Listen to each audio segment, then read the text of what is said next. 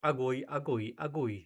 Isa sa mga 18 Marines humarap na sa panel of investigators ng Ombudsman. Naku, magugulat kayo dito sa sinabi niya. My goodness!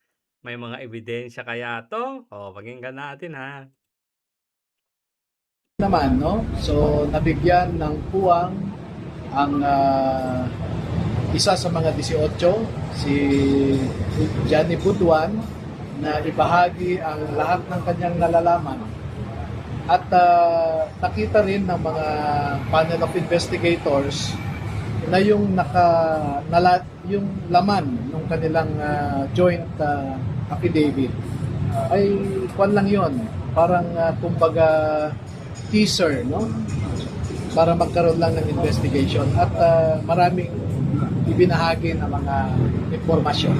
Naku, marami daw ibinahagi na impormasyon. Ito kasi no, kung matatandaan natin na ang rason kung bakit ayaw pausadin yung investigasyon ng ombudsman ay kailangan daw hindi joint affidavit, dapat individual affidavit daw. Oh, yun yung rason nila noon. Require nila itong abogado at itong mga 18 Marines na magsumite ng individual affidavit. So, hindi umusad yung investigasyon noon kasi yun yung rason nila. Ngayon, eto na, individual na. So, wala silang choice ngayon kundi pakinggan na kung ano yung mga sinasabi ng mga Marines individually. At ang masaklap dito, sabi nga ni Atty. Baligod, may mga ibinahaging impormasyon. Ano-ano kaya yun? Sige nga. Can we know kung ano yung specific part ni witness? Well, I can tell you in general terms, no? Kasi pag pumasok kasi tayo sa ombudsman, may confidentiality na. Yun ang problema natin dyan.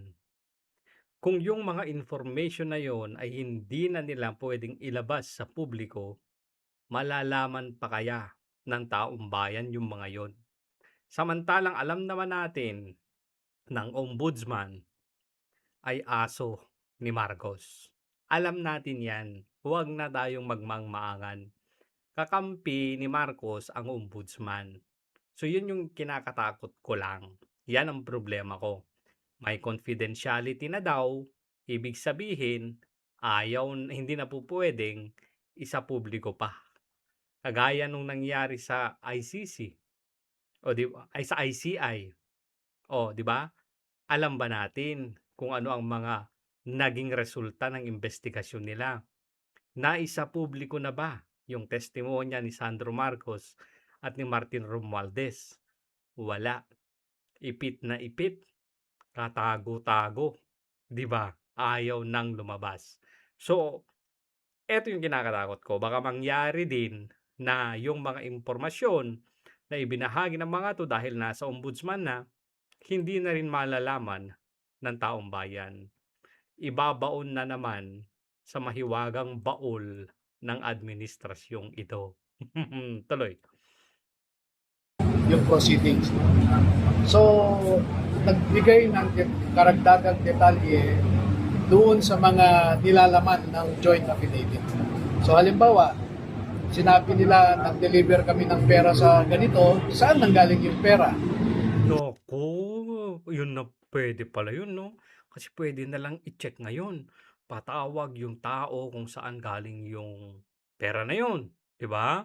So, sinabi nila na galing sa ilang contractors, yung minsan naman ay galing sa bangko mismo, no? Oo, galing sa bangko, di mali-maleta din yung nilalabas sa bangko.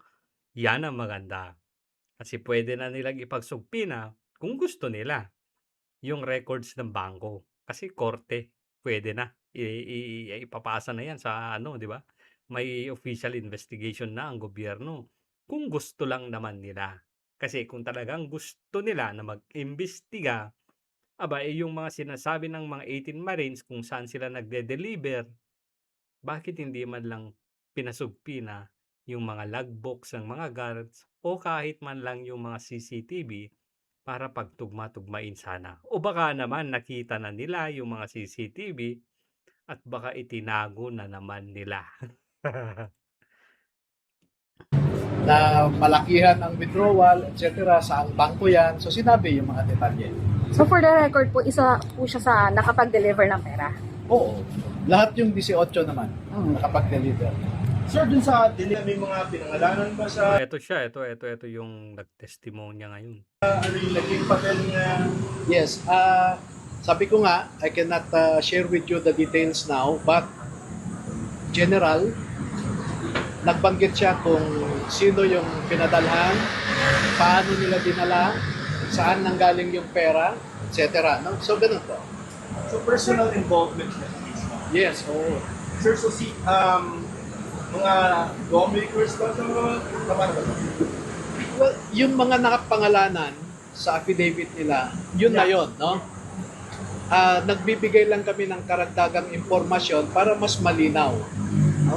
Katulad nun, nung isang mambabatas, sabi niya kasama siya sa pagde-deliver, so saan nanggaling yung pera? So sinabi, iba-iba kasi yung pinanggalingan ng pera, tapos iba-iba rin yung kasama ko nung nagde-deliver kasi hindi lang minsan, kundi maraming beses. Sir, siya, with regard to, say, Sir Johnny, ilan yung mga lawmakers na pinag-deliver niya personally? Hindi ko matandaan, no? Sir, Halika dyan. No? Sir, ilan yung Ayan na, magsasalita na. lawmaker yan na ikaw mismo yung nag-deliver? Kita mo yung pera, paano ba yun? Ilan yan? Or na, sir? Sir, application. Isa lang po sir yung mga pangalan ng mga pangalan. Huwag ka daw muna magbanggit ng mga pangalan. Sinabi mo na rin naman kayo sa mga ilan yan, ang lawmaker? Isa lang po yung actual na napag-deliveran ko sir kay... Wala mo na. Ilan? Muntik nang madulot sa pangalan. Ilan po sir? Ilang maleta po yan, sir? Huwag tayo magbanggit ng pangalan. Okay, sir, pero ilan lawmakers? Sir? Isa po. Sa Isang lawmaker. Ano yan, congressman o senador? Ilang deliveries po? Isa lang po sir. isang beses na. Pero ikaw talaga yung nag-bitbit, nakita mo yung laman, sir? Opo. Gogi, nakita daw yung laman, oh. Sa mismong bahay ng lawmaker. Yes po. Gogi sa mismong bahay. Large ba yun? Halo-halong malita po yun. May pusing aman po yun. Mga rough estimate, mga magkano yan? Hindi po kayo si sir eh. Pero sir, sabi niyo doon may post-it eh. Eh, sa post-it doon nakalagay yung amount. Opo sir. Magkano yung nakalagay sa Minsan post-it? po, yung nakita ko doon sir is may 40M. 40M. May 50M. Isang beses lang? Isang deliver lang? Yes po. Gogi, isang deliver. Yun yung deliver na amount. Ilang maleta na lang. Ilang large maleta, sir? Mga large medium Halo-halo nga ni. o small pa yan, Alala sir? ko pong ilang maleta basta 20 patas yung mag-deliver na. 20 pataas. Kagi, sabihin na lang natin, i-average na lang natin. 20 million na lang, no? Mababa na yan. Kung 20 maleta, 20 million, 400 million. So, kung lalagpasan natin ng konti, kalahating billion sa isang delivery lang. Sino kayang kongresista yan? Baka si Martrin. Kasi, kung ganyang kalaki, medyo nasa taas ka na, 'di ba? Kasi yung mga iba tumanggap lang ng 5 maleta, 6 na maleta, 8 maleta, eto 20 mahigit eh. Gagi, sabihin na natin kalahating bilyon isang deliveran lang. Gagi, ang laking pera niyan. Sa isang delivery lang. Kailan nangyari to, sir? Sa nung sir last November 21, 2023. 23. 20. Sir, ano ba to? November 21, 2023. Yun na lang, sir. Bigyan mo lang sa amin. November Senator or 2022. congressman? Ano po? 23. Senator, bigyan mo lang, sir. Kahit rango lang. Senator or congressman? Yun lang. Yun mo lang ang pangalan. Marami naman sila. Congressman. Congressman. Congressman? Ay, ako hula ako si Martin yan. Kayo, sino hula nyo? 'Di ba? Kasi nga, yung pera nanggagaling daw kay Saltico. Tapos dine-deliver sa mga congressman, senador, ganyan. Tapos nag-deliver pa sa presidente. Kung 20, edi ang dami nun. Sino kaya yun? Ano, hula-hula. Sige nga, paki-comment nga ninyo, hula-hula. Basta ako si Martin yung hula ko, hula lang naman yan.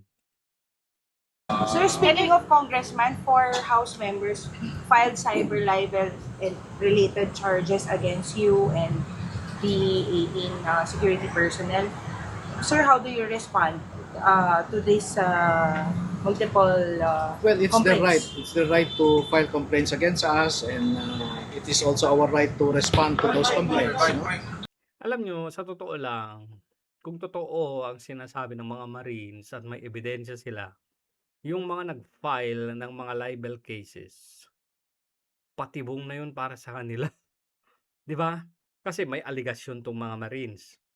Sinasabi nung mga nag-file katulad ni Erwin Tulfo, ni Abante, at kung sino-sino pa na mga nag-file. Siyempre, itong mga to ngayon, mapibilitan na patunayang totoo. 'Di ba? Para hindi sila mahatulan na guilty sa libel case nila. So, kailangan nila ngayon maglabas ng mga ebidensya. For all we know, from the start, sinasabi na ng mga to na lahat ng sinasabi nila, meron silang mga ebidensya. Baka mas mauna pang matapos yung libel case. 'Di ba? Kasi kung maa-acquit tong mga to, isang posibilidad niyan ay napatunayan nila na tama yung mga sinasabi nila at hindi lang basta-basta pambibintang o paninirang puri. 'Di ba?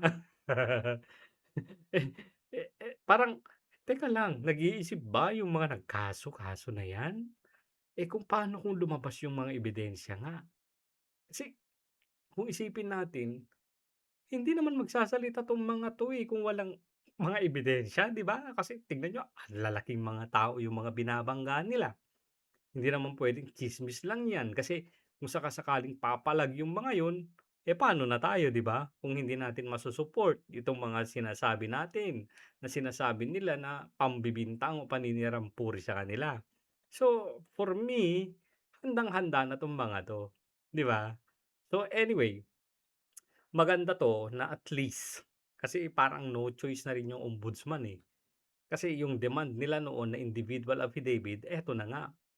Kasi kung hindi pa nila haharapin ulit itong mga 'to, aba, talaga namang hayag-hayagan yung kanilang pagpanig para pagtakpan kung sino man ang gusto nilang pagtakpan. Which is obvious na. Pero kailangan nilang gawin 'yan para siyempre yung taong bayan, "Ay, pinakinggan na ng ombudsman. Ah, parang okay yata yung ombudsman." Parang gano'n yung iniisip nila. Pero sabi nga ni Topacio, wala. Sirang-sira ng ombudsman, DOJ, Sandigang Bayan, NBI. Wala na daw kredibilidad, sabi ni Topacio. Ano sa tingin ninyo dito? Ngayon yung ano ba yung opinion niyo dito? Gugulong na ba itong investigasyon na ito? O kaya naman maitatago na naman ng ombudsman yung mga mahahalagang impormasyon sa taong bayan? Abangan na lang natin ang mga susunod na kabanata. Huwag kalimutang mag-like, huwag rin kalimutang mag-subscribe kung hindi ka pa nakapag-subscribe.